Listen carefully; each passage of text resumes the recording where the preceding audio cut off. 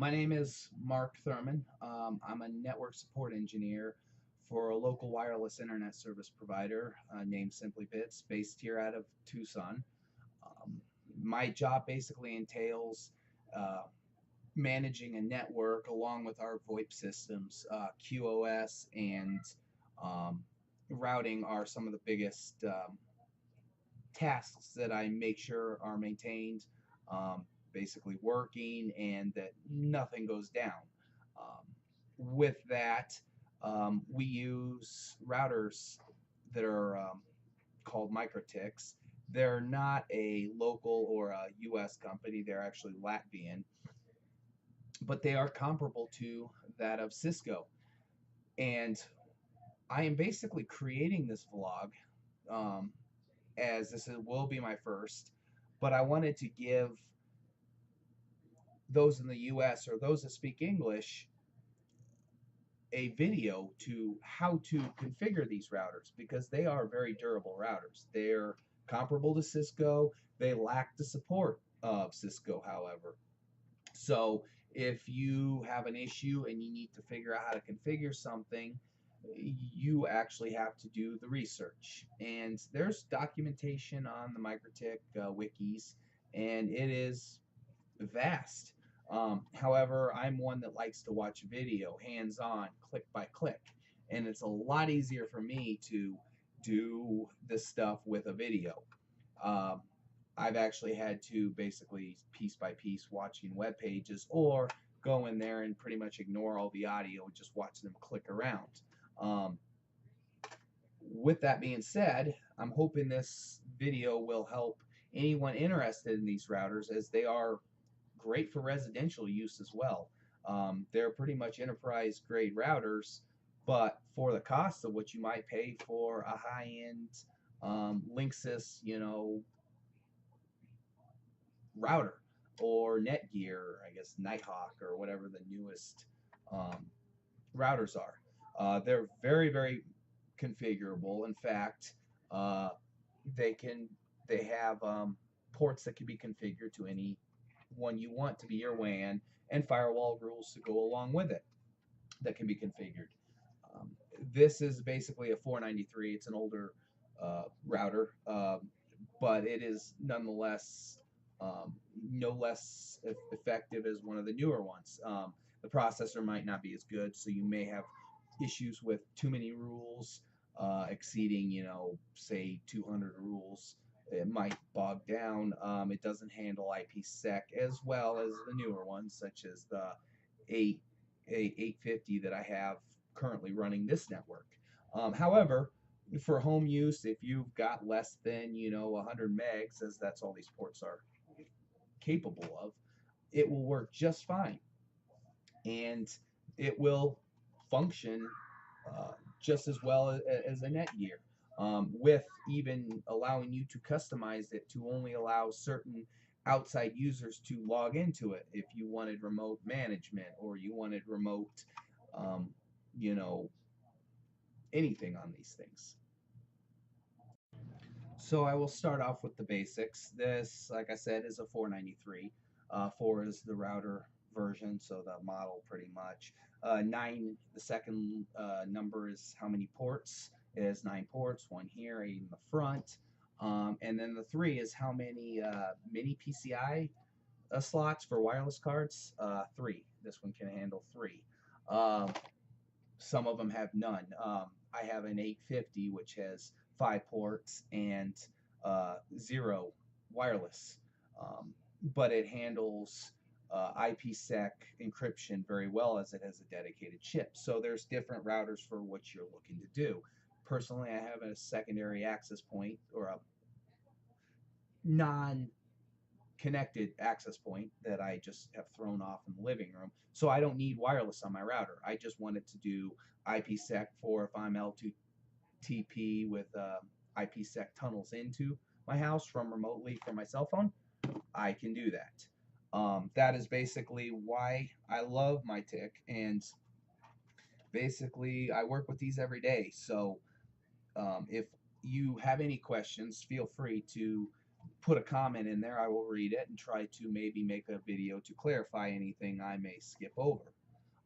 With that being said, I'll start off with the basics. This one probably will not work because it's been sitting out on my dresser there with collecting dust and exposed to the world. But you get a router, say, from someone. They did not factory it. They did not do anything. So it's pretty much useless. Mikrotik has two ways to do it. The first of all, is like a real normal router where you basically put a pin in there, put the power in, hold it until the router goes, oh, I need to be reset. If that fails or for whatever reason that button breaks, there's always a backup, and the router will sound like it's dying, but that's actually a good thing. The speaker will beep and then it'll probably sputter, and you'll know that it's been factoried when it sounds like it's dying. But it's the ghettoest way I've ever seen, but it works. That right there, you would take a screwdriver and you would basically start it, short it out, and the router will reset itself, go back to what is they call a default config, essentially a firewall rule set that basically says it has a DHCP client on the WAN port, which by default is 1, and some firewall rules to allow only outbound from the internal switch side of the router, and established related are the only ones allowed back through. And I will go over that more if you have any questions when we design and actually get to the video where I will explain firewall rules and how they're important, and basically the different terminology which most would know as port forwarding. In Mikrotik it's called destination NATing, and that will be a whole nother video as that's complex. But so basically, if I wanted to factory a router, I would take my power supply, which these things are durable and can take anywhere from about 9 to 28 volts. I would take some tool. In this case,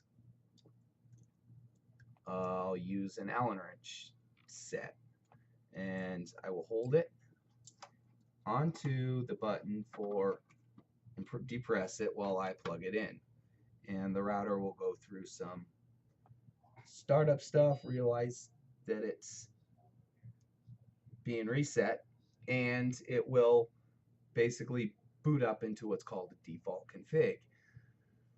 With that being said, I will have to switch over to the screen view because these things are very nice. You can do what's called MAC telnet into them, and they're discoverable on a network. So this router should be factoried, and if it's not, I may have to go through the old method. These buttons are not always working on this model. Sometimes you actually have to use it, and I really don't feel like taking it out of its case.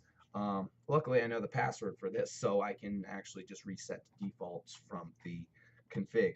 But if you did, you could always take it out of the case and basically power it up with the pins being shorted. Okay, so we plugged it in, and what's neat about Mikrotik, and let me get the screen recording set up here. Record region, yeah, Winbox. So it uses Winbox, and what's neat is you can actually MAC telnet into these devices. You can actually see right here that the router's been reset, and I can log in. The basic login at first is admin and then no password, and you can basically see what Winbox is. Right now it's nothing, it's defaulted. If I go to terminal, you can see basically I can do anything on here that I can do from the GUI. I personally will use the GUI, and I will get to configuring it later on in another video, but this is basically what you work with. You have your DNS, you can set servers, and I could go over allow remote request, which is basically what your home router does when you say, I'm going to be the primary default um, DNS server, and I will then get the request from the internet and then pass it off to the internal network. And we will configure that step by step, which in this process, I always forget one thing, whether it be to masquerade traffic or it sign a IP address to the port or interface that I need. But that being said, this router is basically now set back to brand new out of the box, without, um, well, I should say almost brand new. My company still has their logo on here because I have not actually set the whole firmware to the default, and I will get to a video on doing that one.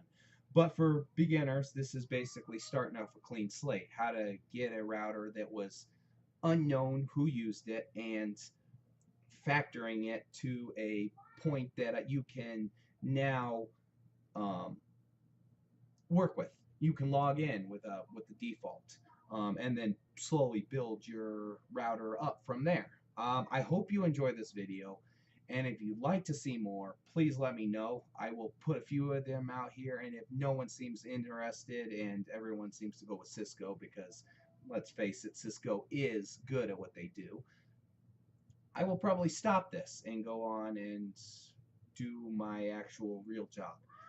But I do hope this, if it does help you, please let me know.